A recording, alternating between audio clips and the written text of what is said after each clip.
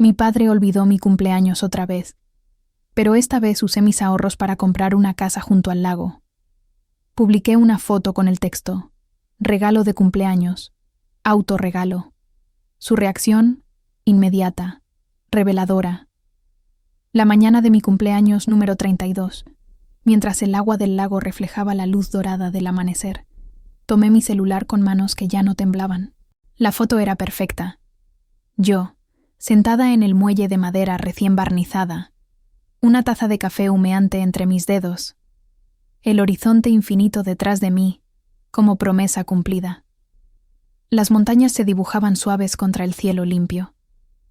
Mis ojos, esos mismos que durante años esperaron una llamada que nunca llegaba, ahora miraban directamente a la cámara con algo que nunca había tenido: certeza. Escribí despacio, eligiendo cada palabra como quien coloca la última pieza de un rompecabezas que tardó 6 años en armarse. Regalo de cumpleaños, autorregalo. Publiqué. No etiqueté a nadie. No mencioné nombres. No escribí discursos sobre esfuerzo o superación. Solo esa frase. Sencilla. Devastadora en su simplicidad. Dejé el teléfono sobre la mesa de mimbre y volví a mirar el agua. Por primera vez en décadas, el silencio no me dolía. Era mío. Era paz. Era victoria. Tardó exactamente 8 minutos. 8 minutos para que mi teléfono empezara a vibrar como animal herido. La pantalla se iluminó con su nombre. Papá. Una vez. 2. 5. 10. 14 llamadas en menos de una hora. Cada vibración era un grito silencioso de algo que él nunca supo nombrar. Urgencia. Pánico. Necesidad de controlar una narrativa que ya no le pertenecía. Porque verán, mi padre, Esteban Durán, llevaba 6 años consecutivos olvidando esta fecha. 6 cumpleaños donde el calendario llegaba y pasaba sin que su nombre apareciera en mi pantalla. 6 veces donde yo apagaba las velas sola, sonreía en fotos con amigas y guardaba en algún rincón oscuro de mi pecho esa punzada familiar que ya había aprendido a disfrazar de indiferencia. Pero esta vez era diferente. Esta vez yo no estaba esperando su llamada desde un departamento rentado de 40 metros cuadrados. No estaba consolándome con «quizá está ocupado» o «seguro lo recordará mañana». Esta vez estaba sentada en el muelle de una propiedad que valía 1.950.000 pesos. Una casa que compré sola, que pagué con dinero que gané, invertí y multipliqué mientras él fingía que yo no existía. La ironía era brutal. Durante años esperé que me viera. Ahora que finalmente tenía su atención, ya no la necesitaba. Tomé el celular. Miré su nombre parpadear insistente en la pantalla, y por primera vez en mi vida, deslicé el dedo para rechazar la llamada. Porque lo que él aún no sabía, lo que estaba a punto de descubrir de la forma más dolorosa posible, es que esa casa no era solo una compra inmobiliaria. Era una declaración. Una línea trazada en la arena. La evidencia física de todo lo que yo había construido en la sombra de su olvido. Y lo que vendría después, lo que estaba a punto de desatarse, iba a obligarlo, por primera vez en 3 décadas, a mirar de frente el precio real de su indiferencia. Pero eso, él lo descubriría muy pronto. Dejé que el teléfono vibrara hasta que se cansó. Hasta que las llamadas se convirtieron en mensajes. Primero 1, luego 3. Luego una avalancha de palabras escritas con la torpeza de quien nunca aprendió a pedir, solo a exigir. Valeria, contéstame. Necesitamos hablar. Esto es urgente. Urgente. Esa palabra me hizo sonreír con amargura. 32 años de vida, y esta era la primera vez que algo relacionado conmigo le parecía urgente. No cuando me gradué con honores de la universidad. No cuando conseguí mi primer trabajo como analista financiera. No cuando me operaron de apendicitis y pasé 3 días en el hospital con solo mi tía Soledad visitándome. Nada de eso fue urgente. Pero una foto, una casa, una prueba visible de que yo había prosperado sin él, eso sí merecía su atención inmediata. Respiré hondo. El aire olía a pino mojado y tierra fresca. Ese olor a principio.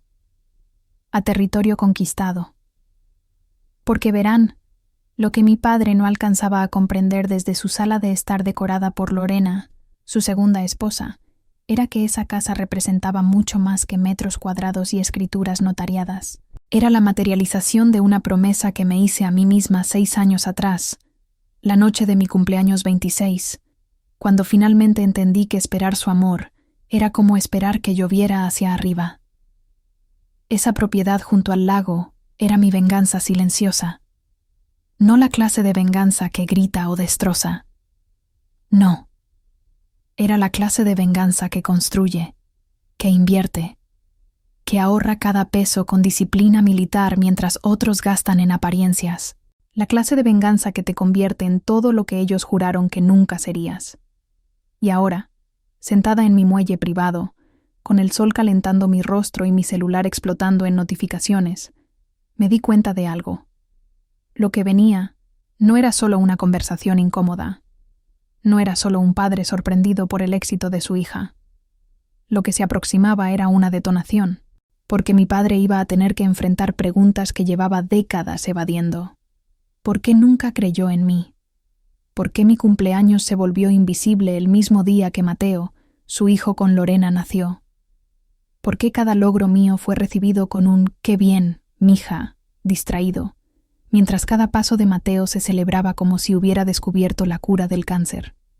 Y sobre todo, ¿cómo se sentía ahora, sabiendo que la hija que ignoró había construido más en silencio que el hijo que adoraba con su ruido?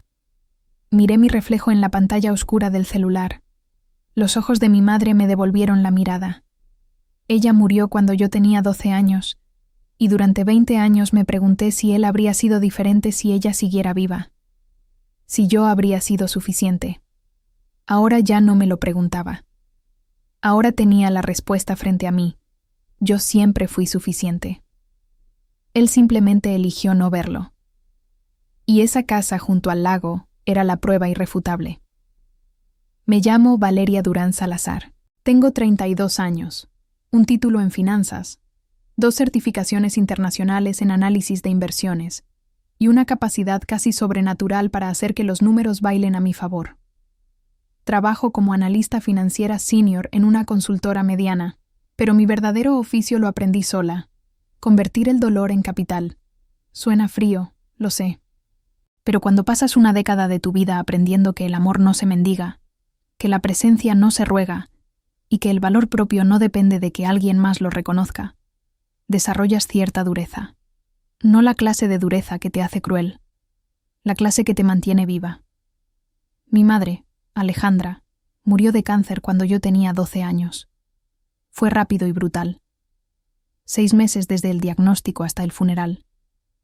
Recuerdo que mi padre lloró durante semanas. Lo recuerdo perdido, caminando por la casa como fantasma, buscando su olor en las cortinas, en las almohadas, en el aire mismo.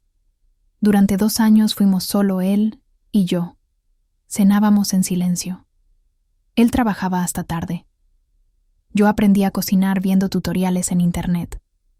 Aprendí a planchar mis uniformes escolares. Aprendí que el duelo no siempre une a las personas. A veces, las vuelve extrañas entre sí. Cuando cumplí 14, conoció a Lorena en una conferencia de negocios. Ella tenía 32, era coordinadora de eventos, sonreía con todos los dientes y sabía exactamente cómo llenar espacios vacíos. Se casaron 8 meses después. Yo usé un vestido color marfil que me quedaba grande y sonreí en todas las fotos porque pensé que tal vez, solo tal vez, una nueva familia significaba que mi padre volvería a estar presente. Me equivoqué. Mateo nació cuando yo tenía 19, y con él llegó una reconfiguración completa de prioridades. De pronto, mi padre, que nunca tuvo tiempo para mis festivales escolares, asistía a cada revisión pediátrica de Mateo. El hombre que olvidaba recogerme de clases estaba ahora hipervigilante de cada estornudo del bebé. No fue inmediato, no fue cruel. Fue peor, fue gradual, como ver una fotografía desvanecerse al sol. Poco a poco, Mi presencia en su vida se volvió secundaria, luego terciaria, luego opcional. Y yo, con 19 años y el corazón todavía esperanzado, pensé que si me esforzaba más, si era más inteligente, más exitosa, más independiente, él finalmente me vería de nuevo. Así que me concentré en la universidad. Obtuve las mejores calificaciones. Conseguí becas. Trabajé medio tiempo en un despacho contable. Aprendí Excel avanzado por YouTube. Me volví indispensable en cada lugar donde ponía un pie. Pero el reconocimiento que buscaba nunca llegó.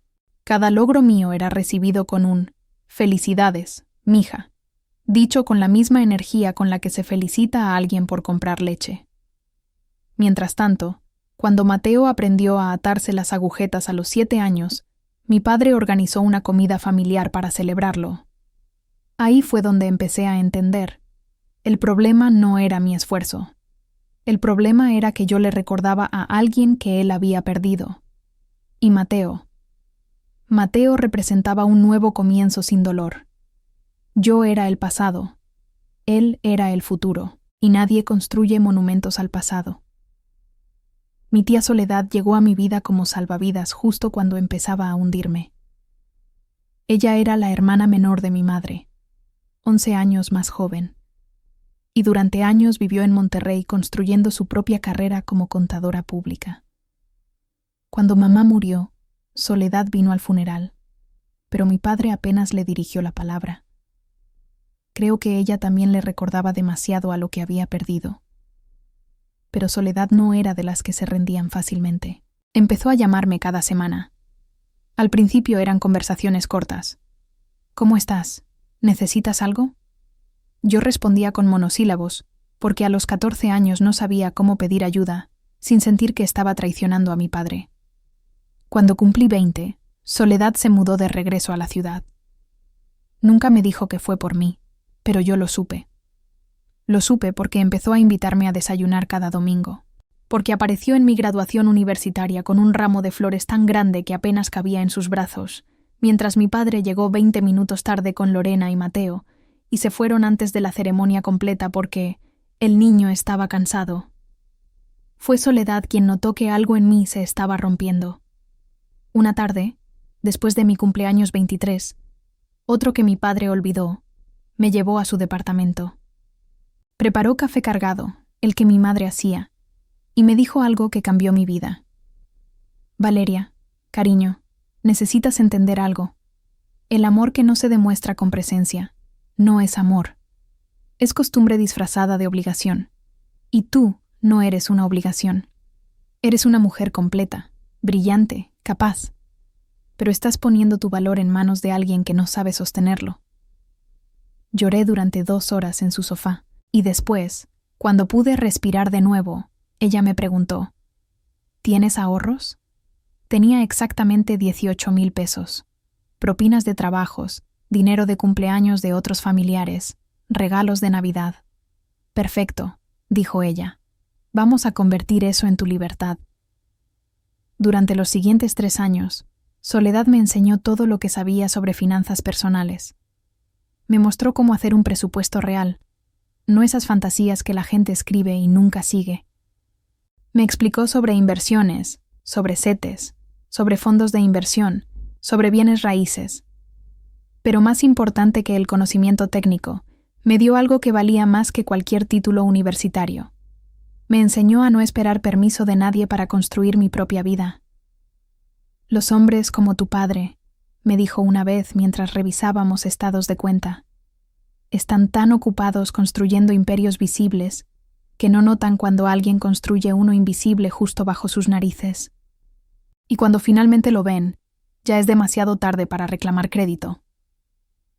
Me prestó 50,000 pesos sin intereses cuando tenía 23 para hacer mi primera inversión en un departamento pequeño que renté. Me ayudó con los trámites.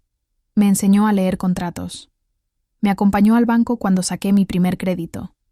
Y cada vez que yo dudaba, cada vez que pensaba en rendirme, ella me recordaba: tu madre habría estado orgullosa de la mujer en la que te estás convirtiendo. No necesitas que él lo vea para que sea real. Soledad nunca habló mal de mi padre. Nunca me pidió que lo odiara o que lo confrontara. Solo me dio herramientas y después se hizo a un lado para dejarme volar. Hoy, sentada en mi casa junto al lago, supe que el primer mensaje que enviaría no sería para mi padre, sería para ella. Mateo no era un mal niño. Ese era el problema. Si hubiera sido insoportable, manipulador o cruel, habría sido más fácil resentirlo. Pero Mateo era normal. Un niño que amaba los dinosaurios, que lloraba cuando se caía, que abrazaba a su madre con esa devoción total que solo tienen los hijos pequeños. El problema nunca fue Mateo. El problema era la manera en que mi padre lo miraba. Había una luz en sus ojos cuando estaba con él, una suavidad en su voz, una paciencia infinita que yo no recordaba haber visto jamás, ni siquiera antes de que mamá muriera. Cuando Mateo tenía 5 años y rompió accidentalmente un jarrón antiguo de la sala, uno que había pertenecido a mi abuela, mi padre se arrodilló a su altura y le dijo con voz calmada: «Está bien, campeón. Los accidentes pasan. Lo importante es que no te lastimaste». Yo tenía 24 años en ese momento, y recordé con perfecta claridad cuando a los 8 años derramé jugo sobre unos documentos importantes de mi padre. Me gritó durante 10 minutos. Me castigó sin salir durante una semana. Nunca preguntó si yo estaba bien. La diferencia no era el daño causado. La diferencia era el hijo que lo causaba. Lorena, por su parte, nunca fue abiertamente hostil conmigo. Eso también lo hacía más difícil. Ella era cortés, educada, correcta. Me preguntaba cómo estaba con el mismo tono con el que preguntarías el clima a un vecino al que apenas conoces. Funcional, distante, suficiente para no ser acusada de mala, pero insuficiente para ser considerada cálida. Organizaba fiestas de cumpleaños para Mateo que parecían producciones de Hollywood. Cuando cumplió 7, un salón rentado con temática de superhéroes, magos, payasos, una mesa de dulces que costó más de 15,000 pesos. Cuando cumplió 10, viaje familiar a Cancún durante una semana. Cuando cumplió 15, una fiesta con DJ, catering y más de 100 invitados.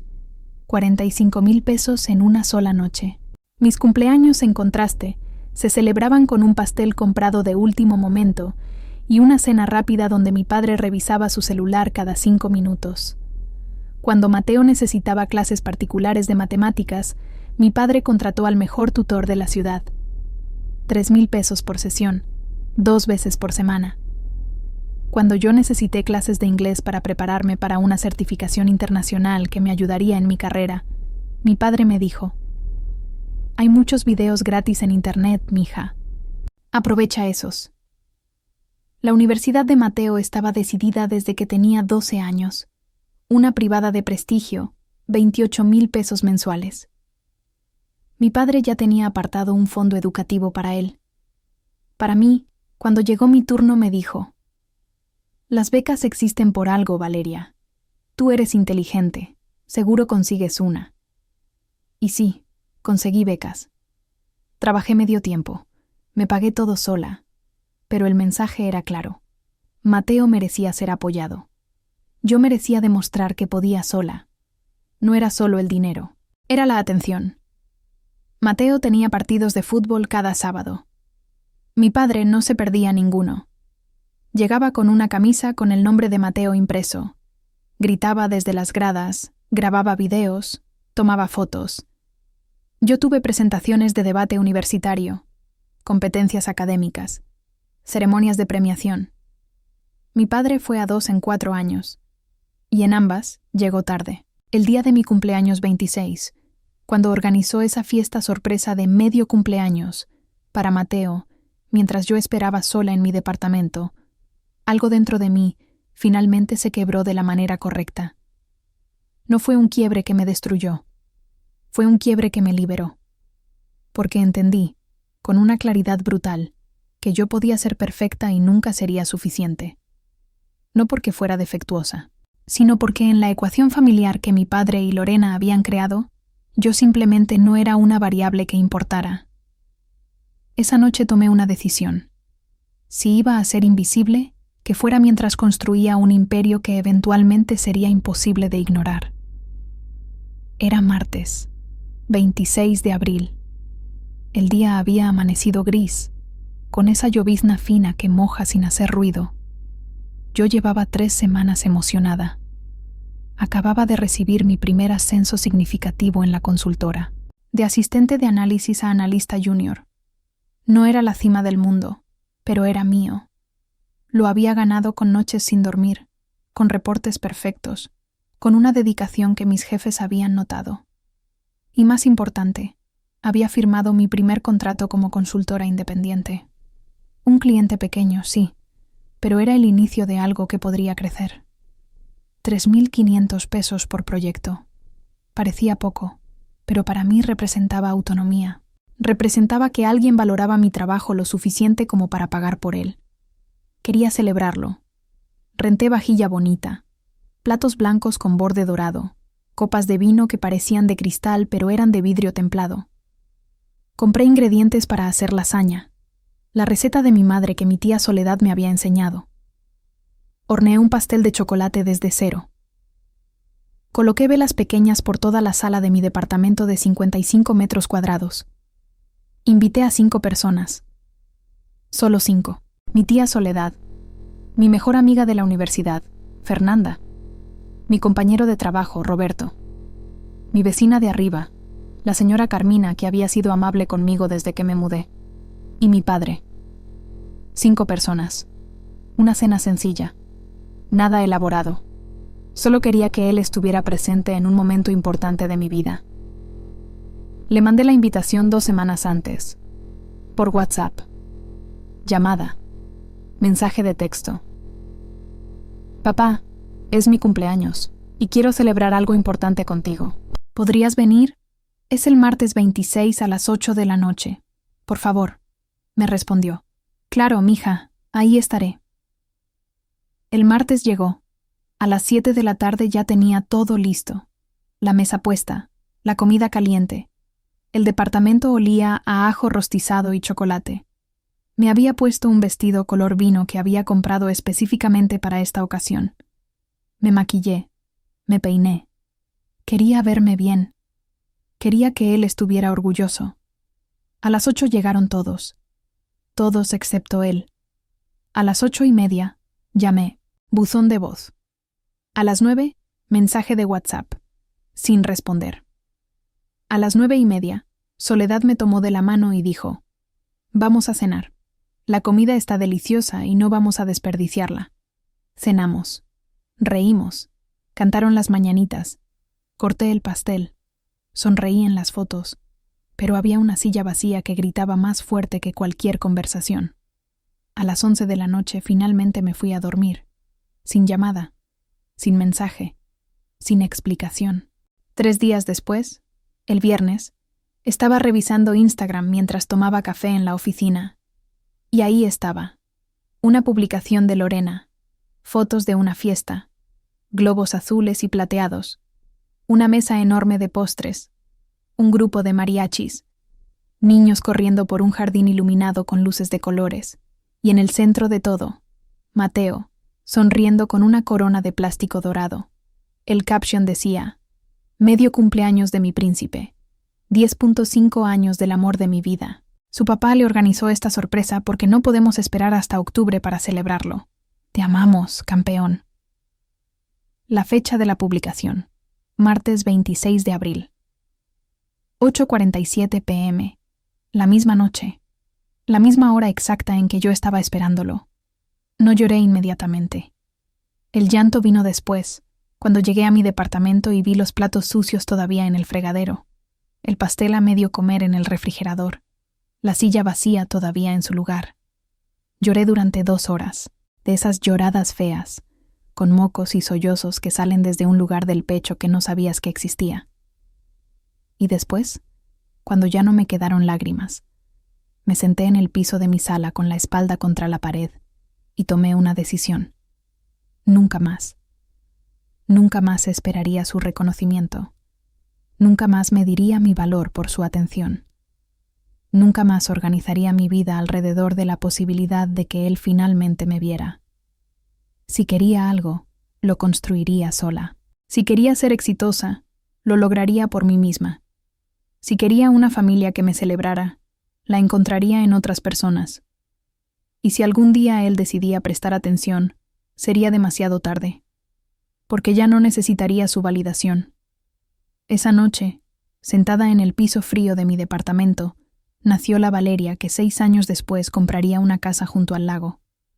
La Valeria que ya no rogaba.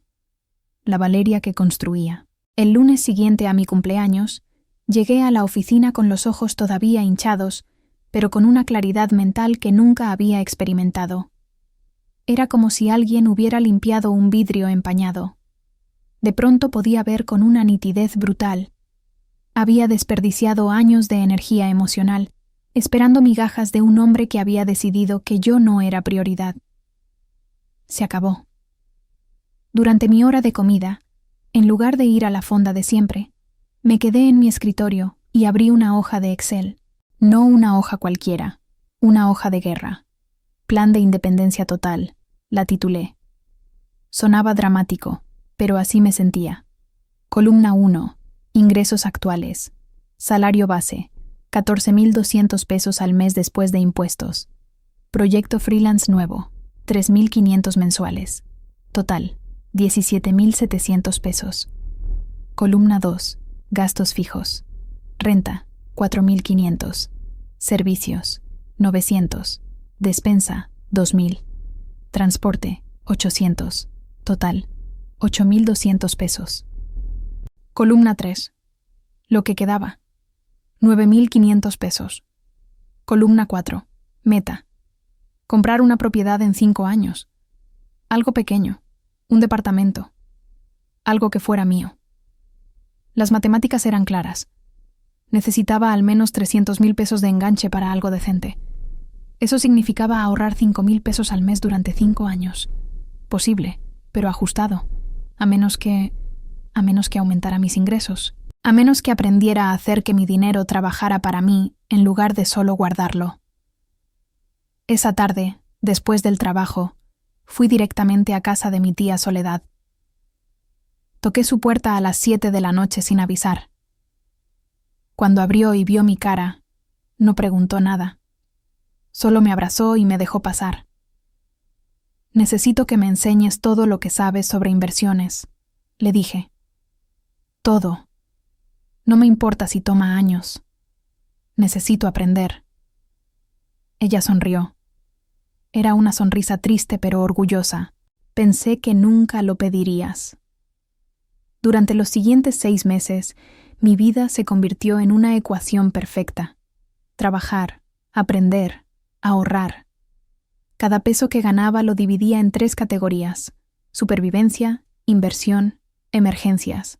Nada de lujos, nada de caprichos, nada de me lo merezco después de una semana difícil. Aprendí sobre CETES, sobre fondos de inversión, sobre el mercado de bienes raíces. Leí libros que Soledad me prestaba. Vi conferencias en YouTube hasta las 3 de la madrugada. Me volví una esponja absorbiendo cada pedazo de información financiera que encontraba. A los 8 meses, había ahorrado 52.000 pesos. Mi tía me prestó otros 50.000 sin intereses. Es una inversión en tu futuro, dijo. Y sé que me lo devolverás, porque eres más disciplinada que la mitad de los empresarios que conozco. Con 102.000 pesos, compré mi primera propiedad. Un departamento pequeño en una zona en desarrollo. 25 metros cuadrados, un baño, una cocineta. Paredes que necesitaban pintura, pero era mío. Bueno, mío y del banco, pero aún así. Lo arreglé yo misma los fines de semana.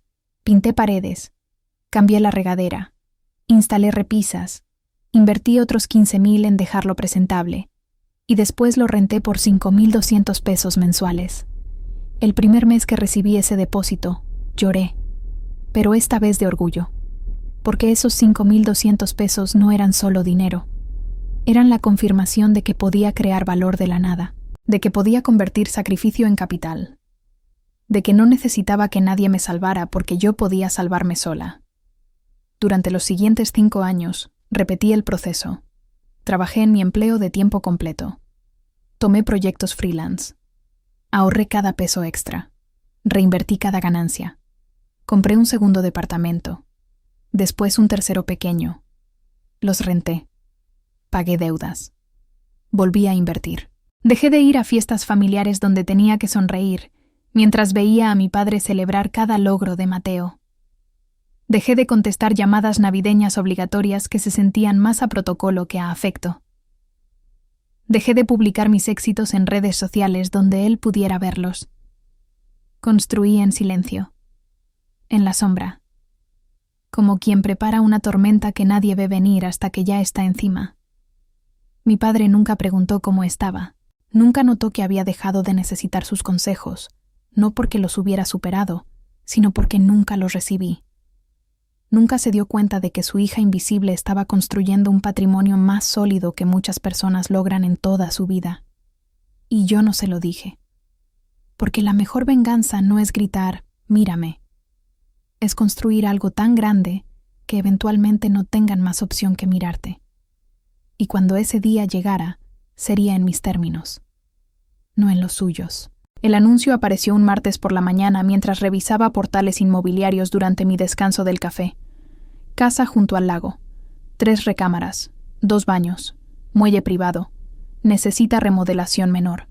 Precio: 1.950.000 pesos. Mi corazón se detuvo. Llevaba 5 años buscando la propiedad correcta. Algo que no fuera solo inversión, sino hogar. Algo que fuera declaración. Había visto docenas de opciones. Departamentos en la ciudad, casas en fraccionamientos cerrados, locales comerciales.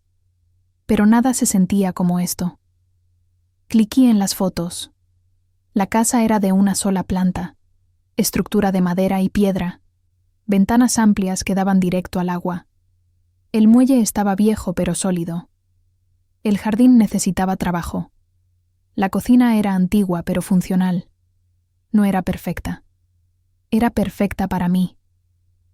Llamé al agente inmobiliario inmediatamente. Programamos visita para el sábado. Cuando llegué, el agua del lago estaba quieta como espejo. Las montañas se reflejaban perfectas en la superficie. El aire olía a tierra mojada y pino. Era mediodía de marzo. El sol caía suave sobre mi piel. Caminé por cada habitación con manos temblorosas. Toqué las paredes. Abrí cada ventana. Me paré en el muelle y miré el horizonte. Y en ese momento supe.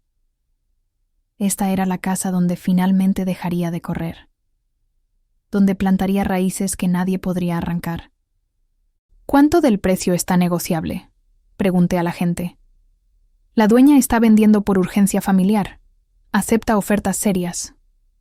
Ofrezco 1.800.000. 60% de enganche, el resto financiado en 8 años. El agente parpadeó. ¿Tiene ese capital disponible? Saqué mi celular y le mostré mi estado de cuenta.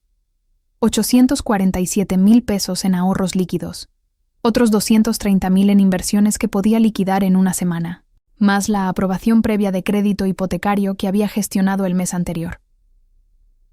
Puedo firmar en 2 semanas, dije. Firmamos la oferta ese mismo día. Los siguientes 14 días fueron un torbellino de trámites, papeleos, verificaciones. Vendí 2 de mis pequeñas propiedades rentadas. Liquidé inversiones. Moví cada peso disponible hacia esta meta. Mi tía Soledad revisó todos los documentos conmigo. Verificó cada cláusula. Se aseguró de que no hubiera sorpresas legales. ¿Estás segura de esto?, me preguntó la noche antes de la firma. Es mucho dinero, mucho compromiso. Nunca he estado más segura de nada en mi vida.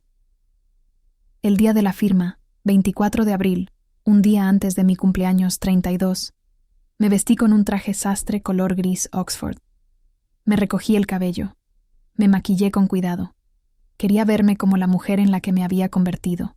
Seria, capaz, dueña de su destino. En la notaría, mientras el notario leía las escrituras con esa voz monótona que tienen todos los notarios, sentí que mi pecho se llenaba de algo que no sabía nombrar.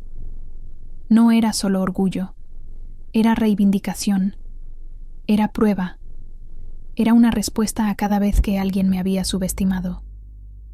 Firmé donde me indicaron. Mi mano no tembló. Cuando el notario dijo: «Felicidades, señorita Durán, es usted oficialmente la propietaria de esta propiedad», algo dentro de mí se rompió y se recompuso al mismo tiempo. Salí de esa notaría con las escrituras en mi bolso y lágrimas corriendo por mi rostro. No de tristeza, de poder, de libertad, de victoria sobre cada versión mía que había dudado si algún día lo lograría. Conduje directamente a la casa. Mi casa. Estacioné el coche. Caminé hasta el muelle. Me senté en el borde con las piernas colgando sobre el agua.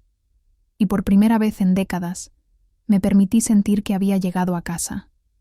No a la casa de mi infancia. No a la casa de mi padre. A mi casa. Un lugar que nadie podía quitarme. Que nadie había pagado por mí. Que no venía con condiciones, ni expectativas, ni amor condicionado. Un lugar que era mío por derecho de haberlo ganado. Al día siguiente sería mi cumpleaños. Y por primera vez en 6 años, no me importaba si mi padre llamaba o no. Porque ya tenía el único regalo que necesitaba. Mi propia dignidad materializada en metros cuadrados y escrituras notariadas. La mañana de mi cumpleaños 32 amaneció con ese tipo de luz que parece diseñada para fotografías. Dorada, suave, cinematográfica. Me desperté en mi nueva casa. Todavía no había muebles suficientes. Dormía en un colchón inflable. Pero despertarse mirando el lago a través de ventanas enormes hacía que nada más importara. Preparé café en una cafetera francesa que había comprado el día anterior. El único mueble que tenía además del colchón era una mesa pequeña de mimbre y 2 sillas que encontré en una venta de garage. Las coloqué en el muelle. Me senté ahí con mi taza humeante, envuelta en una manta de lana porque la mañana todavía estaba fresca. El agua reflejaba el cielo. No había ruido excepto el canto de pájaros que no sabía nombrar. Era paz en su forma más pura. Tomé mi celular. Abrí la cámara.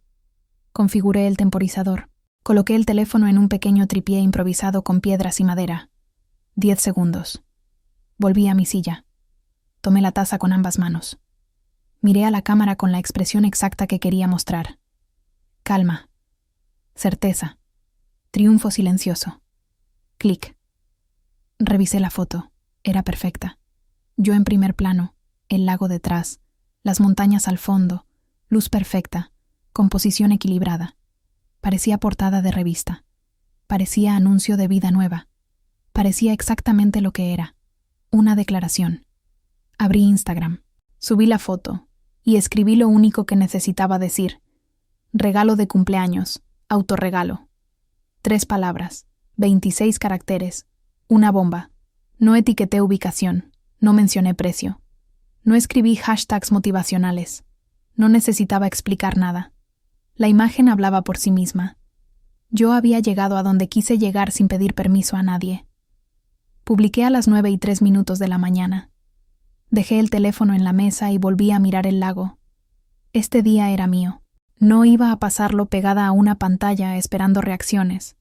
Iba a saborearlo. Pero la pantalla tenía otros planes. A los 2 minutos, la primera notificación. Fernanda, mi amiga de la universidad. Valeria, estoy gritando. ¿Compraste una casa? Te amo. Después otra. Y otra. Compañeros de trabajo. Amigos de la universidad. Primas que hacía años no veía. Conocidos que apenas me seguían. Todos comentando. Todos preguntando. Todos celebrando. A los 5 minutos tenía 32 comentarios. A los 8 minutos, 74. Y entonces en el minuto 9, su nombre apareció como notificación. No un comentario. Una llamada. Papá. Rechacé. Llamó de nuevo. Rechacé. Y otra vez. Y otra. Y otra. En 20 minutos. 14 llamadas perdidas. Mi tía Soledad fue la única que llamó y sí contesté. ¿Lo viste? Dije antes de que ella hablara. Lo vi. Estoy orgullosa de ti. ¿Cómo te sientes? Poderosa. Bien. Porque tu teléfono está a punto de explotar. Tu padre ya me llamó a mí preguntando si sabía algo de una casa que compraste con dinero de quién sabe dónde. Están alterados. Que lo estén. Soledad se rió. Eres mi heroína. Hablamos después. Ve a disfrutar tu día. Colgué. Miré mi pantalla. Las notificaciones seguían llegando. Pero había algo más. Un mensaje de WhatsApp de mi padre. Después 2. Después 5. Valeria, contéstame. Necesitamos hablar. Esto es urgente. ¿De dónde sacaste dinero para comprar una casa? La familia está preocupada. La familia. Qué palabra tan interesante. La familia que nunca estuvo cuando los necesité. La familia que olvidó 6 cumpleaños consecutivos. La familia que celebraba cada respiración de Mateo, pero no notó cuando yo me gradué con honores. Esa familia ahora estaba preocupada. Tomé un sorbo largo de café. Miré el lago. Respiré hondo. Y me di cuenta de algo. Todo este tiempo había esperado este momento. No conscientemente, pero en algún lugar profundo. Siempre supe que llegaría el día donde él finalmente tendría que verme. Y ahora que ese día había llegado, ahora que su atención finalmente estaba sobre mí, ya no la quería, o mejor dicho, ya no la necesitaba. Porque esta casa, este lago, esta paz, todo esto lo construí precisamente porque aprendí a vivir sin su reconocimiento. Y esa era la ironía más hermosa de todas. Durante 2 horas, dejé que mi teléfono se convirtiera en un sismógrafo de la ansiedad ajena. Cada vibración, cada llamada rechazada, cada mensaje sin leer, era un recordatorio. Finalmente había logrado algo que no podían ignorar.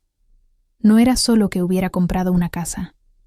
Era que la había comprado sin ellos, sin su consejo, sin su apoyo, sin su bendición. Y eso, aparentemente, era imperdonable. Decidí leer los mensajes completos al mediodía. Me serví más café, el 3:00 de la mañana, y me senté en el muelle con las piernas cruzadas. Abrí WhatsApp. Los mensajes de mi padre habían evolucionado de urgentes a casi desesperados. Valeria, por favor. No sé qué está pasando, pero necesitamos hablar. Tu tía no me quiere dar información y estoy preocupado. ¿Pediste dinero prestado? ¿Estás en problemas? Lorena también está preocupada. Dice que una casa así cuesta mucho dinero. No quiero que estés involucrada en nada peligroso. Leí cada mensaje 2 veces, y con cada lectura, algo dentro de mí se endurecía más. No había un solo feliz cumpleaños. No había un estoy orgulloso de ti. No había un qué gran logro.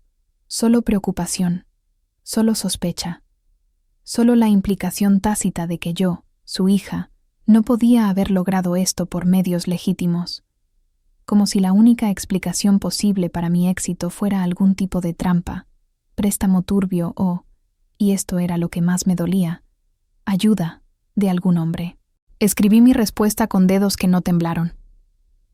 Buenos días, papá. Gracias por preguntar. Estoy muy bien. La casa la compré con dinero que gané e invertí durante los últimos 6 años. No pedí prestado nada a nadie excepto un préstamo inicial de mi tía que ya pagué completo hace 3 años. No estoy en problemas. No estoy involucrada en nada ilegal. Solo trabajé duro y tomé decisiones financieras inteligentes.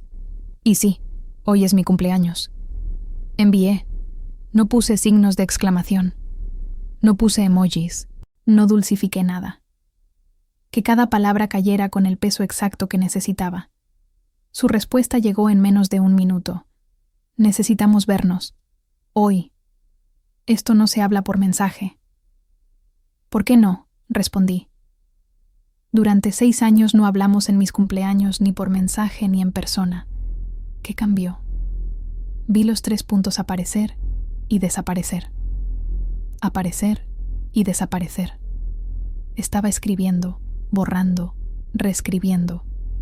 Finalmente, Valeria, no quiero pelear. Solo quiero entender. ¿Cómo lograste juntar tanto dinero? Me preocupa que alguien te haya estado ayudando con segundas intenciones. Ahí estaba. La insinuación. La sospecha de que algún hombre debía estar detrás de esto, porque en su cabeza, yo sola nunca podría. Llamé a Soledad. Léeme el mensaje de texto que te mandó, le pedí. Ella suspiró. Dice, Soledad, necesito que me digas la verdad. ¿Quién le prestó dinero a Valeria? ¿Está metida en algo que no sabemos? Como su tía deberías estar vigilándola, no ocultando información. Me reí. Una risa seca, sin humor. ¿Qué quieres hacer?, preguntó Soledad. Quiero verlo. Quiero que vea las cifras. Quiero que entienda que lo hice sin él. Pero no en un café. No en su casa. En la mía. ¿Estás segura? Una vez que abras esa puerta, no hay vuelta atrás. No quiero vuelta atrás. Quiero que mire de frente lo que nunca creyó que yo podía lograr. Entonces hazlo, pero llévalo preparado. Documentos, estados de cuenta, todo. No des espacio para que dude de ti. Esa tarde organicé todo. Estados de cuenta bancarios de los últimos 6 años. Comprobantes de ingresos. Declaraciones fiscales. Contratos de renta de mis propiedades anteriores. Escrituras de compra y venta. El préstamo pagado a Soledad con cada comprobante de transferencia. La aprobación de crédito hipotecario. Lo imprimí todo. Lo coloqué en una carpeta color azul marino. Lo puse sobre la mesa de mimbre. Y después le escribí. Podemos vernos mañana. En mi casa. Te mando la ubicación. Ven a las 11 de la mañana. Y papá, trae a Lorena si quieres, que vea también. Su respuesta fue inmediata. Ahí estaremos. Esa noche dormí tranquila, porque sabía que mañana, por primera vez en mi vida, él no tendría más opción que verme exactamente como era. Exitosa, independiente y absolutamente capaz sin su ayuda. Y esa verdad iba a doler. No a mí, a él. Llegaron a las 11:07. Los vi desde la ventana de la sala. Su camioneta gris plateada estacionándose frente a mi casa. Mi padre bajó primero, mirando la propiedad con expresión que no supe leer. ¿Sorpresa? ¿Desconcierto? Lorena bajó después, con lentes de sol enormes y una bolsa de diseñador que probablemente costó lo mismo que 2 meses de mi primer salario. No salí a recibirlos. Los dejé tocar la puerta. Esperé 5 segundos antes de abrir. Pasen, dije, sin sonrisa, sin abrazo, solo un gesto hacia adentro. Mi padre entró mirando todo, los pisos de madera, las ventanas amplias, el lago visible desde cada ángulo. Lorena se quitó los lentes y tampoco dijo nada, pero vi cómo sus ojos recorrían cada detalle, haciendo cálculos mentales. Siéntense, señalé la pequeña sala. Había comprado un sofá sencillo y 2 sillas el día anterior. Nada lujoso, pero digno. Se sentaron. Yo me quedé de pie. Valeria, empezó mi padre. Necesito que me expliques. No, lo interrumpí. Primero vamos a hacer algo.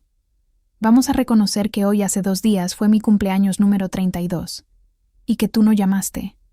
Otra vez, por 6º año consecutivo. Se quedó callado. Después, continué, vamos a reconocer que no viniste aquí porque estés orgulloso de mi logro. Viniste porque te asustó que lograra algo sin pedirte permiso, sin necesitar tu dinero, sin que pudieras controlar la narrativa. Eso no es... Papá. Mi voz salió más firme de lo que esperaba. Déjame terminar. Hace 6 años, organizaste una fiesta de medio cumpleaños para Mateo la misma noche que yo te esperaba en mi departamento para celebrar mi primer ascenso. ¿Lo recuerdas? Su rostro palideció. Valeria, yo... No lo recuerdas. Lo sé, porque no fue importante para ti. Igual que no fueron importantes los otros 5 cumpleaños. Igual que no fue importante mi graduación, ni mi primer trabajo, ni ningún logro que yo haya tenido desde que Mateo nació. Lorena se movió incómoda en su asiento. Mi padre apretó la mandíbula. Así que no, continué. No voy a permitir que conviertas esto en una conversación sobre tu preocupación. Porque no estás preocupado por mí, estás preocupado por tu imagen, por el hecho de que tu hija logró algo que tú nunca pensaste que lograría. El silencio se volvió denso. En ese momento, tocaron la puerta. Era mi tía Soledad. Le había pedido que llegara 30 minutos después de ellos. Quería testigos. Quería que alguien viera esto. ¿Le molesta que me quede?, preguntó Soledad mirando a mi padre. No es necesario, empezó él. Se queda, dije yo. Soledad entró y se paró junto a mí. Una presencia sólida. Un recordatorio de que nunca estuve sola aunque él pensara que sí. Tomé la carpeta azul marino de la mesa. La puse frente a mi padre. Ábrela. Él dudó. Después lo hizo. Página por página, vio todo. Los estados de cuenta mostrando depósitos consistentes. Los comprobantes de ingresos, su salario base, sus proyectos freelance, las rentas de sus propiedades. Las declaraciones fiscales de 6 años, cada una mostrando ingresos crecientes. El contrato del préstamo con Soledad.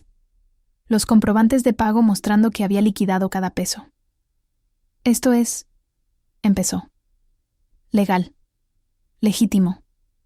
Mío. Completé. Cada peso que ves ahí lo gané yo. Cada inversión la hice yo. Cada decisión financiera fue mía. Soledad me enseñó, sí. Me prestó capital inicial, sí. Pero todo lo demás fue mi trabajo. Mi padre seguía mirando los papeles como si fueran escritos en otro idioma. Durante 5 años, continué, trabajé en mi empleo de tiempo completo. Tomé proyectos extras. Ahorré el 60% de mis ingresos. Compré propiedades pequeñas que renté. Reinvertí las ganancias. Aprendí todo lo que pude sobre finanzas, inversiones, bienes raíces. Y lo hice sin decirte nada. ¿Sabes por qué? Él me miró. Porque cada vez que intenté compartir algo contigo, estabas ocupado con Mateo.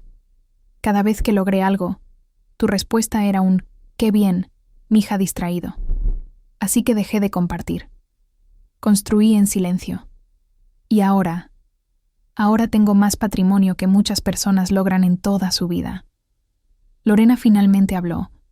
Valeria, entiendo que estés molesta, pero tu padre es distraído, siempre lo ha sido. No es distracción. La interrumpí mirándola directo. Es elección. Durante 6 años eligió no recordar mi cumpleaños. Eligió no llamar. Eligió no preguntar cómo estaba, pero sí eligió estar en cada partido de Mateo, en cada evento escolar, en cada celebración, incluyendo una de medio cumpleaños que organizó la misma noche que se olvidó de mí. No sabía, empezó mi padre con voz finalmente quebrada. No, dije.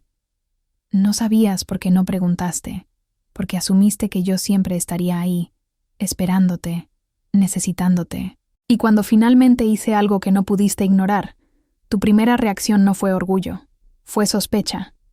Fue preguntarte si había hecho algo ilegal o si algún hombre me había ayudado, como si yo sola nunca pudiera. Las lágrimas empezaron a caer por mi rostro, pero mi voz no se quebró. Así que sí, papá. Compré una casa, sola, sin tu dinero, sin tu consejo, sin tu bendición, porque finalmente entendí que tu aprobación no era necesaria para mi éxito. Solo era necesario mi trabajo. Mi tía Soledad puso su mano en mi hombro. Mi padre cerró la carpeta con manos temblorosas. Y por primera vez en décadas, lo vi sin palabras. Mi padre no supo sostenerme la mirada. Sus ojos se desviaron hacia las ventanas, hacia el lago, hacia cualquier parte que no fuera yo. Era extraño verlo así, pequeño, humano, despojado de esa autoridad que siempre había asumido como natural. Valeria, su voz sonaba rota. Yo no sabía que te sentías así. ¿Que me sentía cómo? Pregunté. ¿Invisible? ¿Olvidada? ¿Como si no importara? Él no respondió. Lorena intentó suavizar las cosas de nuevo. Bueno, todos cometemos errores. Lo importante es que ahora pueden hablar de esto y... No, la interrumpió Soledad. Su voz era tranquila, pero afilada. Lo importante es que Esteban entienda que hay consecuencias. Que pasar 6 años ignorando a tu hija tiene un costo. Y ese costo es precisamente esto, que ella aprendió a no necesitarte. Mi padre levantó la vista hacia Soledad, después hacia mí. ¿Eso es lo que quieres?, preguntó. ¿Que no te necesite? La pregunta me golpeó de una manera que no esperaba, porque ahí estaba el problema central. Él estaba formulando la pregunta al revés. No se trataba de si yo lo necesitaba o no. Se trataba de si él alguna vez había estado disponible para ser necesitado. Papá, dije despacio, no se trata de lo que yo quiera. Se trata de lo que tú elegiste. Durante 6 años elegiste no estar presente. No puedes enojarte ahora porque yo aprendí a vivir con tu ausencia. Él se cubrió el rostro con las manos. Por un momento pensé que lloraría. No lo hizo. Solo se quedó así, respirando pesado. Lo que vino después fue inesperado. 3 días más tarde, recibí una llamada de Mateo. Mateo, quien tenía 21 años y con quien apenas había cruzado palabra en los últimos años, más allá de saludos superficiales en Navidades obligatorias. Valeria, dijo, ¿puedo ir a verte? ¿Para qué?, pregunté, genuinamente confundida. Necesito hablar contigo sobre papá. Llegó esa tarde, más alto de lo que recordaba, con el cabello más largo, nervioso. Nos sentamos en el muelle. Él miraba el agua como si las palabras estuvieran escritas ahí. Papá no ha estado bien desde que vinieron, dijo finalmente. Está diferente. Está cuestionando cosas. ¿Qué tipo de cosas? Todo. Su relación con mamá, conmigo. ¿Cómo ha manejado su vida? Mateo respiró hondo. Y yo tampoco he estado bien. Lo miré, esperando. ¿Sabes cuántas veces he intentado hacer algo por mi cuenta y he fracasado?, preguntó. ¿Cuántas veces he empezado proyectos y no los termino? ¿Cuántos trabajos he dejado porque no me sentía realizado? Negué con la cabeza. 7 empleos en 3 años, dijo. Porque papá siempre decía, no te preocupes, hijo. Si no funciona, hay otra oportunidad. Yo te apoyo. Suena bonito, ¿verdad? Pero lo que realmente significaba es que nunca tuve que esforzarme. Nunca tuve que enfrentar consecuencias. Nunca desarrollé lo que tú tienes. ¿Qué tengo yo? Disciplina, resistencia, la capacidad de construir algo desde cero.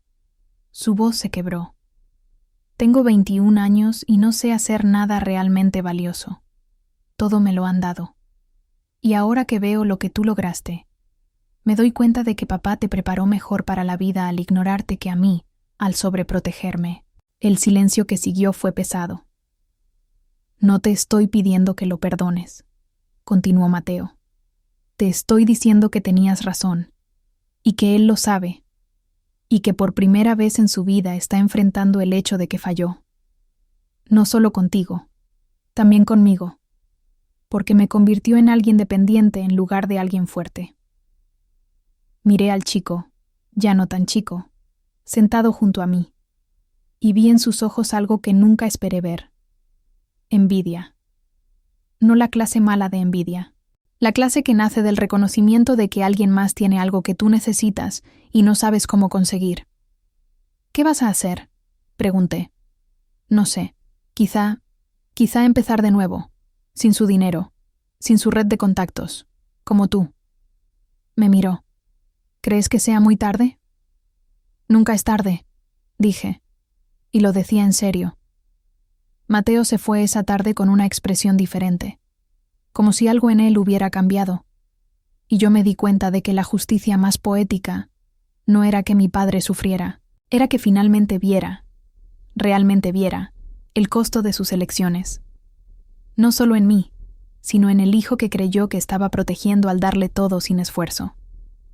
Había construido un hijo dependiente y una hija independiente, y ahora ambos estaban enfrentando las consecuencias de sus decisiones.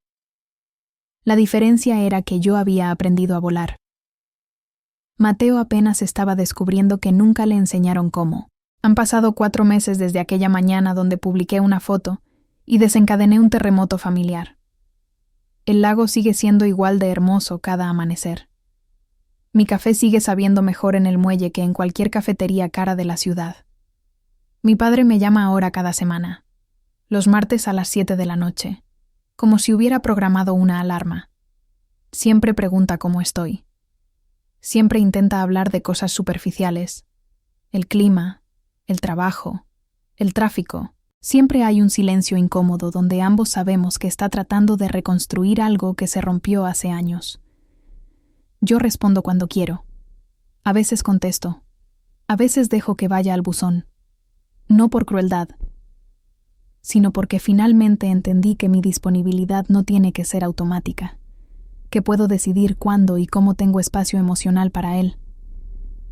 Hace 2 semanas me invitó a cenar, solo nosotros 2, sin Lorena, sin Mateo.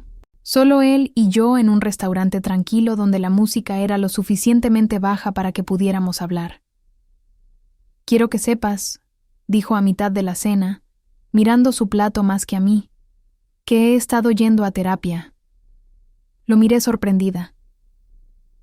El psicólogo me hizo ver cosas que nunca quise admitir. Su voz temblaba. Sobre cómo manejé la muerte de tu madre. Sobre cómo te fallé. Sobre cómo intenté rehacer mi vida, creando una nueva familia perfecta, sin procesar el dolor de haber perdido la anterior. No dije nada. Solo escuché. Y en ese proceso, continuó, te convertí en un recordatorio de lo que perdí en lugar de celebrar lo que todavía tenía. Te castigué por parecerte a tu madre cuando debí haberte amado precisamente por eso. Sentí que algo en mi pecho se aflojaba. No era perdón instantáneo. Era algo más complejo. Comprensión. La capacidad de ver a tu padre no como una figura de autoridad, sino como un humano fallido, intentando navegar su propio dolor. No espero que me perdones, dijo. Solo necesitaba que supieras que finalmente lo veo. Lo veo todo, y estoy tratando de ser mejor. ¿Para quién?, pregunté. ¿Para ti o para mí? Para ambos, respondió. Y esta vez me sostuvo la mirada. Pero principalmente para mí. Porque necesito vivir el resto de mi vida sabiendo que al menos lo intenté. Que al menos reconocí el daño. Que no morí siendo el hombre que ignoró a su hija hasta que ella dejó de necesitarlo. Terminamos la cena sin grandes reconciliaciones cinematográficas, sin abrazos dramáticos, sin promesas imposibles de cumplir, solo con una comprensión tácita de que el camino hacia adelante sería lento, complicado y quizá nunca completo. Pero estaba abierto, y eso era más de lo que había tenido en años. Mateo también ha cambiado. Empezó a trabajar en una startup pequeña con un salario modesto. Se mudó de la casa de mi padre a un departamento compartido. Me llama cada 2 semanas para pedirme consejos sobre presupuestos, ahorros, inversiones. Todavía tiene mucho que aprender, pero hay algo diferente en él. Hambre. El tipo de hambre que solo desarrollas cuando finalmente decides que quieres construir algo propio. Mi tía Soledad viene a visitarme cada viernes. Tomamos vino en el muelle y miramos el atardecer. Ella nunca dice, te lo dije, aunque tendría todo el derecho. Solo sonríe y me abraza, y me recuerda que siempre supo que yo llegaría aquí. Y yo me despierto cada día en mi casa junto al lago, y siento algo que tardé 32 años en experimentar. Paz. No la clase de paz que viene de que todo sea perfecto. La clase de paz que viene de saber que tienes el poder de construir tu propia vida, sin importar quién elija o no estar en ella. He aprendido que el amor propio no se construye esperando que otros reconozcan tu valor. Se construye demostrándotelo a ti misma con cada decisión que tomas, con cada meta que alcanzas, con cada vez que eliges tu dignidad sobre la aprobación de alguien más. He aprendido que la familia no siempre es la que comparte tu sangre. A veces es la tía que te enseña finanzas.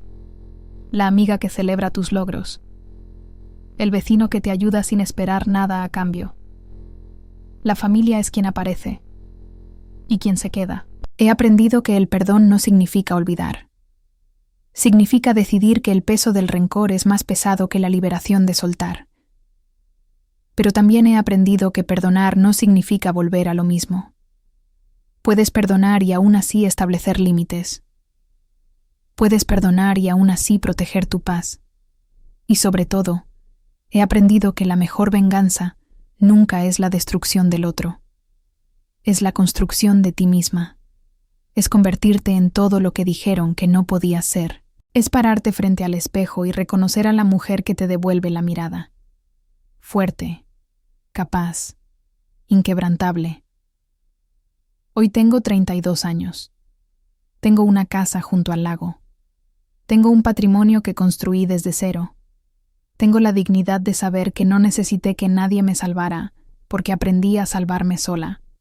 Y si tú estás escuchando esta historia, si algo en ella resonó contigo, si alguna vez te has sentido invisible, olvidada, como si tu valor dependiera de que alguien más lo viera, déjame preguntarte algo. ¿Cuánto tiempo más vas a esperar el aplauso de quien nunca supo mirarte? ¿Cuánto tiempo más vas a medir tu éxito por el reconocimiento de alguien que eligió no estar presente? ¿Cuándo vas a decidir que tu dignidad vale más que su atención? Porque te prometo algo. El día que dejes de esperar su validación es el día que empiezas a volar. El día que decides que eres suficiente, sin importar quién lo vea o no, es el día que tu vida realmente comienza. Yo lo hice. Lo hice sola, con miedo, con lágrimas, con momentos donde pensé que no iba a lograrlo. Pero lo hice. Y si yo pude, tú también puedes.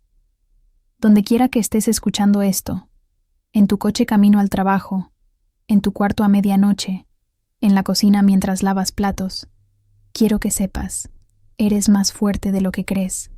Eres más capaz de lo que te han hecho creer, y mereces construir una vida que no dependa de que alguien más la valide, porque al final del día, el único aplauso que realmente importa es el tuyo.